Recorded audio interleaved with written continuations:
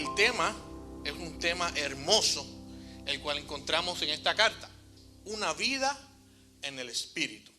Y la carta a los romanos no es un relato, el que parezca, ¿verdad?, como les dije, sencillo, pero a la misma vez está lleno de muchos detalles y de lo que por ahí pueden llamar teología, ¿verdad?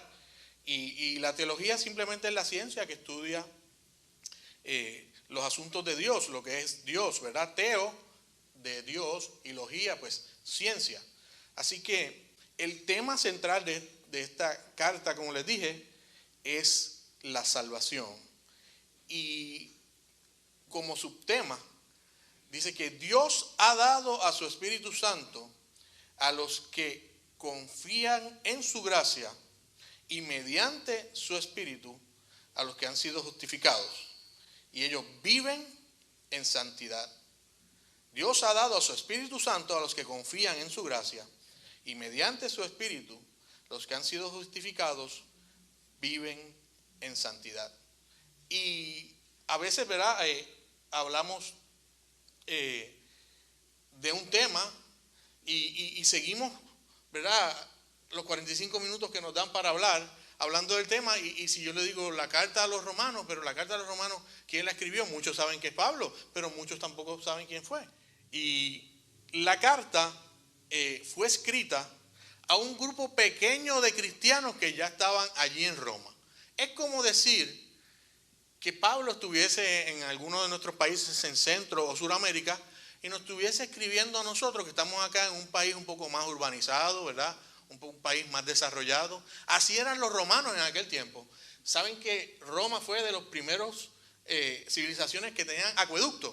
O sea, mientras en Israel había que calentar el agua o fermentar los jugos para que desarrollaran alcohol y no le hicieran daño a la gente. Por eso se decía, Pablo le dijo una vez a Timoteo, si estás mal del estómago, en vez de tomar agua, toma vino. ¿Por qué? Porque si te tomaba el agua de allí, iba a terminar peor de lo que estaba. Pues Roma ya tenía acueducto. Roma tenía ya calles que iban directamente desde Roma y atravesaban lo que hoy día es Croacia, lo que hoy día es Grecia, lo que es Turquía, y llegaban hasta Israel. Por supuesto, no eran calles pavimentadas como hoy, que nosotros tenemos concreto y tenemos asfalto, pero sí calles que estaban hechas en piedra, y todavía hay surcos de esas calles que existen. O sea, esto era una ciudad muy desarrollada, por supuesto. Tenían todo el presupuesto del mundo. ¿Por qué? Porque se lo robaban a los otros países que conquistaban. Era un imperio malvado. Ay, por eso Pablo estaba escribiéndole. ¿Por qué? Porque allí había un grupo de cristianos que tenían unas necesidades y él, ¿verdad?, estaba haciéndoles saber, miren, donde ustedes están, las cosas no están fácil, pero qué valiente que ustedes están allí. ¿Saben que Priscila y Aquila, que estaban en el libro de los Hechos, se habían también mudado allí? Y Priscila y Aquila estaban en los tiempos que Pablo recién se convierte. Y recuerden que Priscila fue de la que corrigió a Apolo cuando Apolo, ¿verdad?, estaba erróneo. Y era un matrimonio que amaba tanto al Señor que se fueron, como quien dice, de misioneros también a Roma. O sea, son valientes. También aquí hay otro personaje que es muy valiente y es otra mujer. Ya van dos. Se llama Febe. Porque en la carta también Pablo dice que reciban a mi diaconisa Febe. ¿Y saben qué? Febe fue la que tomó la carta desde Corinto y se montó en un caballito o en un burrito o a pie y se mojó los pies y llevó la carta a Roma. Ah, pero ustedes dirán, qué bien. Oiga, pero hacen prácticamente 1900 años, 2000 años atrás, una mujer hacer esa travesía de cientos de millas para llevar una carta era un reto de vida o muerte. ¿A qué se podía enfrentar esa mujer por el camino? A violaciones, a que la raptaran, a que la secuestraran, la mataran. Pero Pablo envió aquella carta, ¿con quién? Con Febe, la diaconisa de Cencrea. Así que eso es un mensaje también que debe animar a las hermanas de la iglesia. ¿Verdad que sí? Ahí Ray dijo amén. ¿Cuántas dicen amén? Amén. Porque Jesús vino y aquella sociedad en que la mujer, ¿verdad?, para ciertos aspectos estaba un poquito menos mencionada. A partir de Jesús nos da libertad a todos y comienza el relato bíblico a presentar más mujeres aún que en el Antiguo Testamento a trabajar en la obra del reino del Señor. Y como vemos, este es el contexto de aquel tiempo. Era el primer mundo que veíamos. Vemos allá a la esquina que estaba Israel, que fue donde comenzó la iglesia, ¿verdad? Lo vemos encima de las congas. Vemos que va subiendo hacia arriba la evangelización a Turquía, luego a Grecia, y es ahí donde dice Atenas, por ahí más o menos, que estaba cerca lo que es Corinto. Así que ese lugar que parece una bota, ahí es que está Roma. Y ¿verdad? Parece comúnmente, ¿verdad?, como se describe como si fuera una bota. Y abajo eso que la bota está pateando es Sicilia, ¿verdad? Y como les había diciendo, el tema central es la salvación. Dios ha dado su Espíritu Santo a los que confían en su gracia, y mediante su Espíritu los que han sido justificados viven en santidad. Eso se escribió en Corinto, ¿verdad? Y se escribió a Roma en el año 57 y su autor fue Pablo. Y Pablo nunca había ido allá, pero se menciona en el último capítulo, en el 16, que habían unas 26 personas allí. Así que era una iglesia que estaba comenzando. Los mismos problemas que vemos hoy, los mismos problemas sociales, los mismos problemas, ¿verdad?, de valores y los problemas que vemos, que son problemas que están completamente, ¿verdad?, relacionados a lo que son nuestros valores judeocristianos, allí estaban pasando. Dice que algunos eran emigrantes judíos y gentiles convertidos, algunos eran deportados porque el castigo era enviarlos a las prisiones de Roma. Y ese lugar, ¿verdad?, era un lugar, ¿verdad?, para el que no era local, era un lugar muy peligroso, ¿verdad? No era un lugar de estabilidad. Así que ellos idolatraban falsos dioses. Habían desarrollos, ¿verdad?, de entretenimiento, coliseos. Este coliseo romano que usted va y visita allí fue hecho más o menos como el 70, fue después de esta carta, pero ya habían coliseos anteriormente. Idolatraban falsos dioses, idolatraban a bestias. Eran también muchos de ellos, ¿verdad?, no todos, depravados sexuales.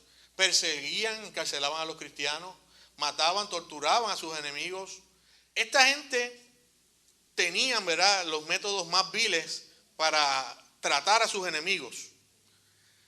Y como último detalle, ¿verdad?, y usted lo va a encontrar al final de la carta, esta carta, Pablo recibió una ayuda porque necesitaba hacerla muy bien, porque si otras personas que no eran los de la iglesia, como personas del gobierno y todo, encontraban la carta tenía que estar bien redactada por el tipo de idioma que se hablaba allí. Allí era un griego más ático, un griego que es un griego alto. Sin embargo, el griego que se hablaba en Jerusalén y en los otros países era un griego, ¿verdad?, desde la calle, como cuando nosotros hablamos así, que estamos los puertorriqueños con la R y la L, así. Pero Pablo para eso se asesoró con Tercio, se llamaba Tercio Iconium, quien era su secretario. Y él, ¿verdad?, hizo la carta dictada por Pablo. Por eso a veces yo le digo a los hermanos que si la escribió Pablo y no la escribió Pablo, la escribió Tercio. Pero Pablo la revisó antes de que Tercio la enviara para ver que estuviera muy bien. Y si nos vamos en una línea del tiempo, ¿verdad?, esa línea del tiempo va a decir que el nacimiento de Jesús fue en el año 0, la muerte y resurrección fue en el 33, y ahí del 30 al 60, más o menos que empiezan a ocurrir los hechos de la iglesia, ¿verdad?, y se escribe el libro de los hechos por Lucas. Pero como vemos, a partir del 45 más o menos hasta el 90, comienzan a escribirse todas las epístolas. Esto para situarnos en el tiempo y en el espacio. Ya en el año 60 se cree que también Juan, cuando fue encarcelado en la isla de Patmos, comenzó a escribir. Eso para que tengamos más o menos una idea y situarnos en tiempo y espacio de dónde, ¿verdad?, Romanos está localizado en el tiempo de la palabra. Y a mí me toca esta parte. ¿Saben por qué? Porque la parte teológica y divina es más en las manos de nuestro pastor. En la mía es más en la parte, ¿verdad?, de nosotros entender un poquito más, ¿verdad?, la parte técnica de esto. No porque yo sea un técnico, sino porque me gusta presentar la parte técnica de lo que es la palabra. Así que dice en Romanos 8, por tanto ahora no hay condenación para los que están en Cristo Jesús. Los que no andan conforme a la carne, sino conforme al Espíritu. Porque la ley del Espíritu de vida en Cristo Jesús te ha libertado de la ley del pecado y de la muerte. Pues lo que la ley no pudo hacer, ya era débil por causa de la carne. Dios lo hizo enviando a su propio Hijo en semejanza de carne de pecado y como ofrenda por el pecado. Condenó al pecado en la carne, para que el requisito de la ley se cumpliera en nosotros, que no andamos conforme a la carne, sino conforme al Espíritu. Porque los que viven conforme a la carne ponen la mente en las cosas de la carne, pero los que viven conforme al Espíritu en las cosas del Espíritu. Porque la mente puesta en la carne es muerte, pero la mente puesta en el Espíritu es vida y paz. Qué linda la palabra del Señor. La mente puesta en la carne es enemiga de Dios, porque no se sujeta a la ley de Dios, pues ni siquiera puede hacerlo. Y los que están en la carne no pueden agradar a Dios. Sin embargo, ustedes no están en la carne, sino en el Espíritu. Si en verdad el Espíritu de Dios habita en ustedes. Pero si alguien no tiene el Espíritu de Cristo, el tal no es de él. Y si Cristo está en ustedes, aún el cuerpo esté muerto a causa del pecado, sin embargo, el Espíritu está vivo a causa de la justicia. Pero si el Espíritu de aquel que resucitó a Jesús de entre los muertos habita en ustedes, el mismo que resucitó a Cristo Jesús de entre los muertos, también dará vida a sus cuerpos mortales por medio de su Espíritu que habita en ustedes. Dios bendiga su palabra. Y como podemos ver, Pablo comienza hablándonos de que no tenemos condenación una vez hayamos aceptado a Cristo. No es que, ¿verdad?, nacimos salvos, porque por cuanto todos pecaron, todos están destituidos. Y a veces nosotros tenemos un concepto del pecado muy, muy nuestro, ¿verdad? A veces buscamos una justificación, ¿verdad?, en defensa nuestra, porque es nuestra humanidad. Nosotros decimos, no, yo no hago esto, no, yo no hago esto. Y eso es un problema que el ser humano tiene desde muy del principio. De hecho, pasó con Caín y Abel, ¿verdad? Que Caín vino y según cuenta el relato de Génesis, asesinó a su hermano y ya lo estaba negando. Pero si se va más adelante, también, ¿verdad? Adán, ¿verdad? Cuando el Señor le va a reclamar, ¿verdad?, ¿qué había pasado? Dijo, la mujer que me diste. Entonces siempre las personas están echando la culpa a otros, pero estamos, ¿verdad?, nosotros, ¿verdad?, eximidos y no estamos, ¿verdad?, cometiendo. Para eso Pablo explica aquí que nosotros, una vez aceptamos a Jesús como Salvador, tenemos una justificación. ¿Para qué? Para poder llegar al Padre. Él nos justifica. Así que no hay una condenación porque nosotros estamos en Cristo Jesús. Pero nos comienza hablando de una ley. Nos está hablando en el segundo de la ley del Espíritu. Ya no está hablando de aquella ley antigua que era la ley de los mandamientos. Ahora nos está diciendo que hay una ley del Espíritu. Y eso muchas personas han tratado de interpretar qué es la ley del Espíritu, porque no está definida como están los 10 mandamientos, que están los 10 mandamientos, que es la ley, ¿verdad?, de Moisés, y está definida punto a punto. Pero la ley del Espíritu no está definida punto a punto, sino que la ley del Espíritu está en todo un relato de esta carta. Y dice, pues la ley no pudo hacer, pues lo que la ley no pudo hacer, ya que era débil por causa de la carne, Dios lo hizo enviando a su propio Hijo. La ley, que el pastor nos ha hablado, ¿verdad?, por varias semanas acerca de la ley, era este conjunto de reglas que todavía nosotros utilizamos. Si usted ve el Código Penal de la mayoría de los países, dice que no roben.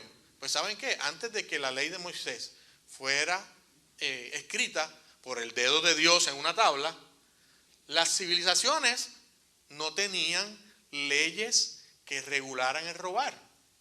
Si yo quería algo, simplemente yo se lo quitaba a una persona, y como no había una ley, no había un juez, no pasaba nada. Por eso usted ve este relato de los trogloditas o de los neandertales, eso, que tienen el mazo y le dan por encima con el mazo al otro y siguen caminando. Por eso usted ve que antes una persona quería un territorio y lo que hacía era que mataba a la persona del territorio y se quedaba con ese territorio. No es hasta que Dios le da la ley a Moisés en que el pueblo hebreo comprende que matar no se debe hacer, comprende que mentir no se debe hacer, comprende, ¿verdad?, todos los incisos que dice la ley. Así que esa ley, ¿verdad?, que nosotros aprendimos en el Antiguo Testamento, ¿verdad?, se escribió en el libro de Hechos y en el libro de Levíticos, en el Antiguo Testamento, son los mandamientos de Moisés. Pero yo quiero presentarle esos 10 mandamientos porque no recuerdo que lo hayamos leído aquí anteriormente. Y dice que el primero, esto está resumido, hermano, vaya y léalo, ¿verdad?, como asignación en su casa. No tendrás dioses ajenos delante de mí. No adorarás imágenes ni ídolos. Y ese hilo es fino, el hilo de las imágenes es muy fino. No tomarás el nombre de Dios en vano. Descansarás el sábado. Honra a tu padre y a tu madre. No matarás. No adulterarás. No hurtarás. No mentirás. No codiciarás. Y usted puede decir, yo no hago ninguna de ellas. Yo soy salvo. Yo estoy en Cristo Jesús. La ley, miren, eso para mí es, ¿verdad?, como que el bateador batió y yo estoy ahí frente a la bola y le voy a dar un out. Muy fácil. Pero hermanos, a veces nuestra mente y nuestro corazón caen en el engaño. Y dice que engañoso es el corazón, ¿verdad? Dice la palabra. Así que cuando usted dice que no va a tener dioses ajenos delante de ti, yo conocí a una hermana una vez en una iglesia que le preguntaba a la mamá, ¿por qué no vino hoy? No, es que está limpiando la casa. Y limpiando la casa y limpiando la casa. Y me dijo que estaba limpiando la casa como 10 veces. ¿Saben qué? Dejé de verla. Parece que se quedó todos los domingos limpiando la casa. Pues ese es su Dios, ¿verdad? Porque no está yendo el domingo a la iglesia y está limpiando la casa el domingo. Cuando tiene el sábado, tiene el viernes por la tarde. Yo sé que es fuerte limpiar la casa. Pero miren, entonces, ¿por qué vienes a la iglesia? Te vas con tu esposito, te comes algo por ahí en Chick-fil-A o en Viva Chicken. Y después entonces el domingo por la tarde limpia la casa. ¿Pero por qué tiene que ser el domingo por la mañana? Porque tu casa es tu Dios. Y así pasó con esa muchacha. Aparentemente su casa era de Dios. Su carro puede ser su Dios. Tenía un compañero, hijo de un pastor, no aquí, por otro país. Y tenía un carro, de verdad que el carro era único. Tenía unas modificaciones que todo el mundo admiraba el carro. Pero cuando no venía a la clase bíblica, yo era pastor de jóvenes y daba clase bíblica, me daba, ¿verdad?, un poquito de tristeza, porque le preguntaba a su papá, me decía, allá está lavando la guaguita. Era una guaguita japonesa, ¿verdad?, racing, y tenía sus cosas. Ese era su Dios. ¿Saben qué? ¿Verdad? Hoy día, gracias a Dios, está mejor, pero desperdició mucho tiempo y mucho dinero en ese asunto de los autos. Ese era su Dios. A veces el Dios de uno puede ser uno mismo, pero ahí, esa gráfica que ven ahí es como una persona, ¿verdad?, de trabajo. Puede ser trabajo su Dios. Y como les dije, descanse. Dele un tiempito al Señor. Si usted saca el diezmo del tiempo, miren, las 2 horas que usted está aquí no es ni el diezmo del tiempo semanal que usted le dedica al Señor. Saque el diezmo de 24 y usted no está aquí 2 horas representado en las cientos de horas que tiene una semana. El deporte puede ser también tu Dios. Aquí hay un hermano que me contó un testimonio de que él era un apasionado del deporte y un día tuvo que hacer un stop. Y hoy día sí le gusta el deporte, pero ya no es una persona que dedica pleno tiempo al deporte, porque tuvo un encuentro con el Señor y hoy le sirve al Señor en espíritu y en verdad. Pero antes era una persona que el deporte era número 1 y el Señor era segundo. A ese grupito de pequeñitos ahí que están ahí, no se ve muy bien, están violetitas, son sus hijos. Hay gente que yo lo veo y dice, y yo no tengo hijos, ¿verdad? Y ahí quizás es que no tengo el peso para decirlo, pero me choca mucho cuando lo escucho, que mis hijos son la luz de mis ojos. Que mis hijos son mi todo. Y que mis hijos son lo más grande que yo tengo. Yo he escuchado esas frases. Y yo puedo entender la frase porque yo soy hijo de mi mamá.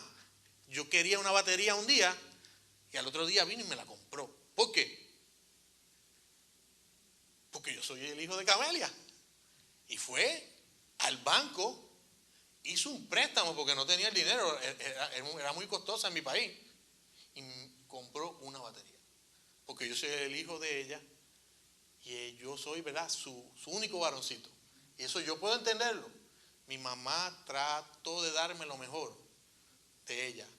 Todavía lo hace. Pero aquí tenemos un ejemplo más grande de alguien que sacrificó a un hijo. ¿Quién fue?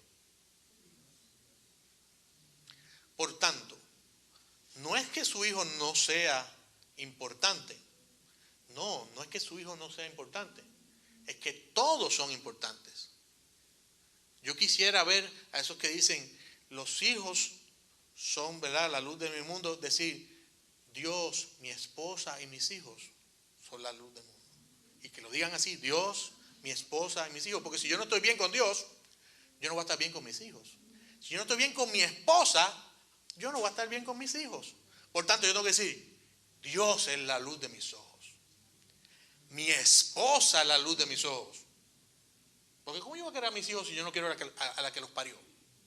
¿Me está entendiendo? Hay un orden divino. Dios, mi esposa y mis hijos. Si yo amo a Dios, yo voy a amar a mi esposa. Si yo amo a mi esposa, mis hijos van a estar bien, porque mientras yo y mi esposa estemos bien, mis hijos están bien. Pero si yo no estoy bien con Dios, no estoy bien con mi esposa, mis hijos no están bien. Así que vamos a poner en orden eso. Y la idolatría familiar va a cesar. Y lo último, hay dioses como el oro, como la plata, el dinero. Así que nosotros decimos que no tenemos dioses, pero sí, hermanos, hay dioses contemporáneos. No adoraremos imágenes. Miren, ahora estamos en la era de los selfies. Y eso es crear una imagen. Yo no estoy diciendo que es pecado, pero dice que no haga imágenes ni las adore. Entonces hay gente que se tiene que tirar un selfie diario. Miren, yo no los culpo. Yo tengo 4 beauty lights. ¿Sabe lo que es un beauty lights? Es una luz. Lauren tiene una, ¿verdad? O sea, que son así. Yo tengo 4, Lauren. Yo tengo 4 beauty lights porque cuando yo voy a hacer lo de anoche, ¿verdad? Una transmisión o algo, mira, yo tengo que verme bonito porque me imagino un espanto ahí, ese calvo ahí en la pantalla ahí, que lo único que se ve es la cara del calvito. De hecho, mis lentes están por ahí. Yo ni los veo ustedes bien, ustedes tampoco me están viendo bien. Así que yo entiendo eso, que no tenemos que lucir bien, ¿verdad? Y nosotros, ¿verdad? Si estamos en el liderazgo también, yo no voy a venir aquí en chancleta y unos caquis, ¿verdad? Pero el que estemos todo el tiempo preocupándonos por la imagen para que todo el mundo la vea, ¿verdad?, en las redes, miren, posiblemente nos estamos convirtiendo en nosotros y estamos, ¿verdad?, creando un ídolo en nosotros mismos. No tomarás el nombre de Dios en vano. Mire, no jure por el Señor, no haga bromas con el Señor. A mí, ¿verdad? A veces yo le digo a los muchachos, se ponen a hacer bromas y cosas, no seas hereje. Así que no jure en vano, no bromee con las cosas de la Biblia, no tome el nombre del Señor en vano. Mire, descanse. Mire, honre a sus padres, sea el mejor hijo. No matarás. Usted no lo practica, como le dije, ¿verdad? Pero, ¿verdad? Debemos promover una cultura de vida. Y cuando yo le digo debemos promover una cultura de vida, es que no va mucho. Yo estaba viendo un amigo mío que es ministro y se fue para el crucero de Disney. Y yo me quedé como que estupefacto. No es que lo estoy condenando a usted si usted va a Disney. El asunto es que Disney tiene una agenda contra la iglesia. Entonces, ¿por qué yo voy a darle $5,000, que me tocaron un par de meses en reunirlo, a una gente que me está atacando a mí mismo, que está atacando a la familia? El asunto fue que no completo se fue para el crucero de Disney. Se tiró, se tomó fotos con calaveras de pirata y todo eso. Entonces, un ministro promoviendo una cultura de muerte. Entonces, si yo me voy a poner una camisa que llego aquí con la calaverita bien bonita y los fuegos que le salen por ahí, yo estoy promoviendo la vida cuando Dios me dice que no matemos. Entonces, tenemos que ver esto de la manera espiritual. Tenemos que verlo de esa manera, la cultura de la muerte. Por eso, ¿verdad? Muchos de nuestros países que adoran y tienen hasta la cultura de la Santa Muerte, lo que permea, ¿qué es? La muerte. Porque lo que adoran es la muerte. Entonces tenemos que ser agentes ¿de qué? De una cultura de vida. No adulterarás. Ay, pero nosotros a veces miramos la del otro. O ellas miran el del otro. Y eso nos puede pasar. Y no es que lo practiquemos. Pero diga si usted en alguna ocasión no ha mirado la del otro, o usted fémina ha mirado el de la otra. Entonces, también en alguna ocasión hemos adulterado. Robar. Yo no robo. No, yo, gracias a Dios, nunca me han...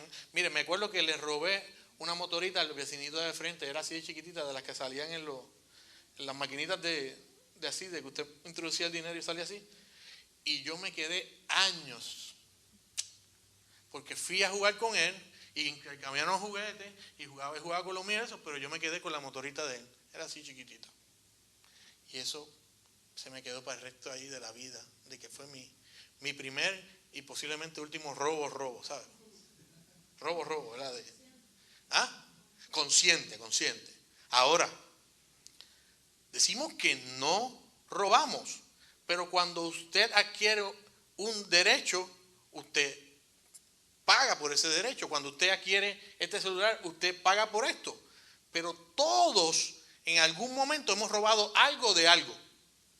A veces hacemos la contabilidad de los taxes y obviamos puntos. ¿Qué hicimos? Sí, porque lo mismo Romanos dice que hay que obedecer las leyes terrenales. Y en algún momento, no pongas eso, no pongas eso, porque entonces no me va a sobrar nada. Y allá el experto, ¿verdad? Siempre los contables son los que la pagan. ¿Sí? Todos los contables, ¿verdad? Eso sí que se van a ir directito, porque nosotros los obligamos a qué. O él le dice a usted, pero no pongas eso, pues si pones eso, pues no cualificas para este punto, pasas de los 75,000 tú, y entonces después no te dan nada. Y tú dices, sí, está bien. O sea, ¿entiende? Entonces pues no diga que nos robó. Obedecer las leyes terrenales. Cuando usted obtiene algo, un beneficio, un derecho o algo que no tiene, está robando. Así sea un derecho, así sea un privilegio, usted está robando. Todos robamos. Todos hemos infringido la ley. Yo, usted. No le estoy diciendo ratero ni le estoy diciendo pillo. Estoy diciendo que todos robamos. Así es. Si usted había pensado que no lo ha hecho, usted lo ha hecho. No mentirás. Las mentiras piadosas, las mentiras blancas. Cuando llegamos tarde.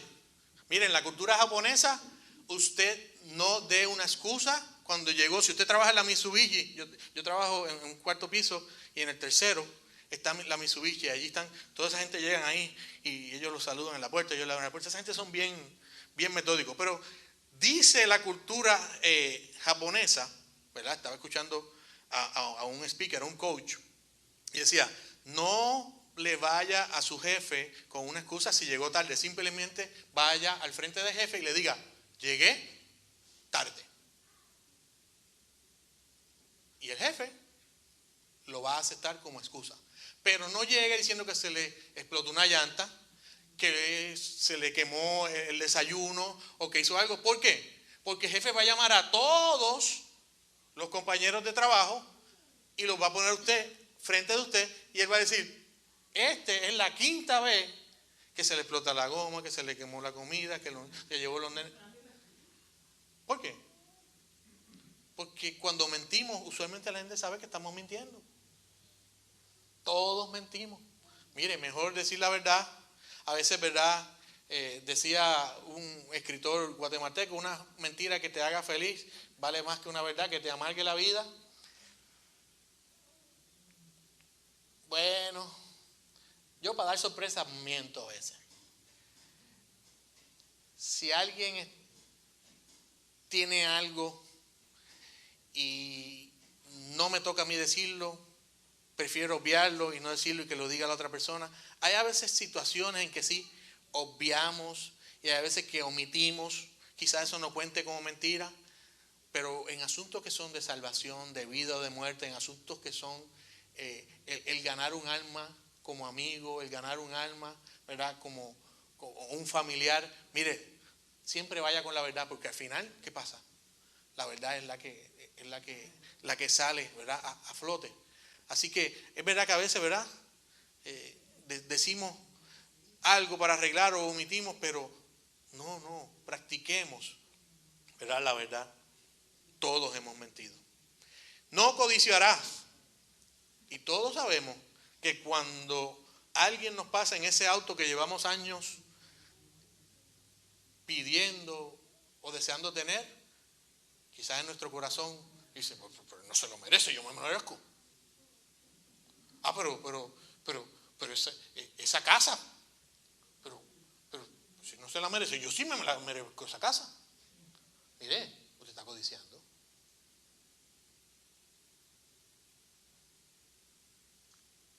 El mero hecho de usted ponerse a comparar la suya con aquel, ya es una codicia. Mire, si Dios se la dio de un cuarto, dele gracias a Dios por la de un cuarto. Si se la dio de dos, de gracias por la de dos. La de tres, de cuatro. Y la de Jimmy, que tiene como 7, y estará dándole gracias a Dios todos los días. Déjele gracias a Dios.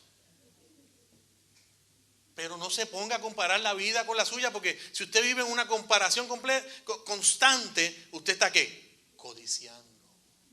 Está siempre ¿qué? Poniendo su bendición por debajo de la bendición que Dios le dio. Y Dios quiere bendecirlo más, pero como usted se pasa ¿qué? En la comparación. La codicia lo estanca espiritualmente. Y Pablo, ¿verdad? Comienza a hablar de la ley vieja, pero ahora habla de la ley del espíritu. Y nosotros, ¿verdad? Los seres humanos, ¿verdad? Tenemos cuerpo, alma y espíritu. Ese es el yo, lo que usted es. Y ese cuerpo, ¿verdad? Tiene unas similitudes, porque dice que el Señor nos hizo a su semejanza, ¿verdad? También nosotros servimos a un Dios trino. También nosotros servimos a un Dios que ha usado muchas figuras, ¿verdad? De tres para describir lo que es su teología. Y nosotros, ¿verdad? Que somos un cuerpo, alma y espíritu, tenemos un espíritu al cual el Espíritu de Dios habla con nosotros y conversa con nosotros. Nosotros tenemos el cuerpo, que es donde este espíritu reposa, y nuestra alma es nuestro yo, lo que somos nosotros. Y nuestro cuerpo, ¿verdad? Al ser un cuerpo, tiene unas funciones específicas. El cuerpo, ¿verdad? Que es biológico, tiene que estar presente, porque si no, el alma no va a darle nombre a ese cuerpo.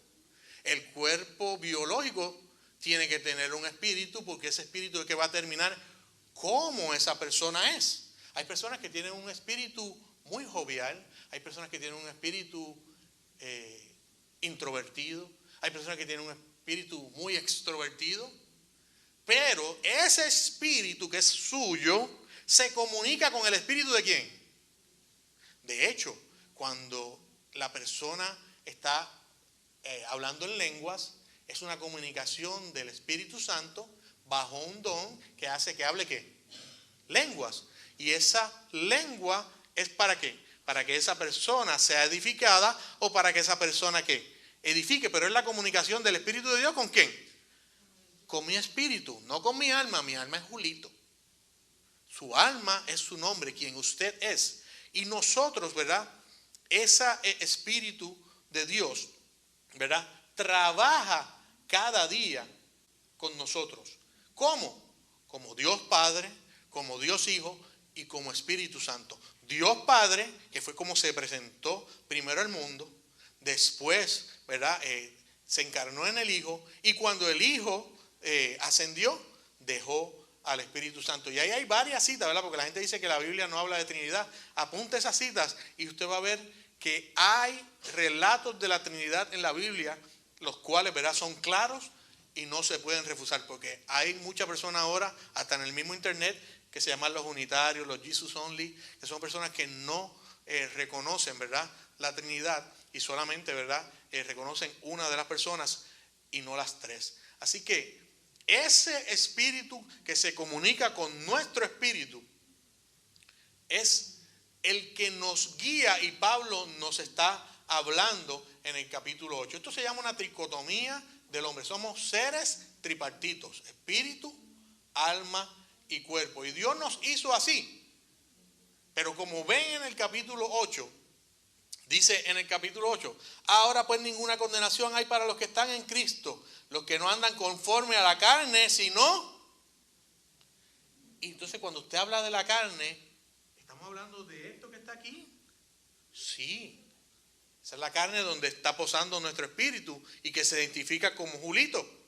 Pero esa carne, ¿verdad?, tiene un nombre y se llamaba Sars, o se le dice Sars. Sars en el griego, y era de la manera que yo lo estaba mencionando ahí. Dice un cuerpo en contrario al alma o espíritu, o como símbolo de lo que es externo. La naturaleza humana con sus debilidades físicas, morales y pasiones. Un ser humano carnal y mental. La carne y la mente, porque su mente ¿de qué es? Es de carne. ¿Estamos conformes a la carne o al espíritu, como dice ahí en el capítulo 8? ¿Qué es el espíritu? El espíritu se le decía neuma, que viene de neumático, de aire. Dios es el Espíritu Divino o el Espíritu de Cristo. El Santo Espíritu es el aliento también de vida que produce una mentalidad. ¿Cómo? Cuando usted está en el Espíritu de Dios, cuando el Espíritu Santo obra en su mente también va a ser ¿qué? Una mente espiritual. Es una mente que promueve la vida y no la muerte. Es una mente que promueve la verdad y no la mentira. Es una muerte que promueve el reino de Dios. Una corriente de aire, de aliento, una ráfaga, una brisa. ¿Qué pasó allí cuando estaban reunidos todos unánimes en fuego y en ruego y oración? ¿Qué pasó? Que vino una ráfaga del Espíritu de Dios y todos allí fueron tocados por el Espíritu y comenzaron a hablar idiomas, y todos aquellos idiomas proclamaban a Jesús como el Salvador. Allí fue donde empezaron a hablar en español, en inglés, en asiático, en africano. Todos los países recibieron una lengua allí, ¿verdad?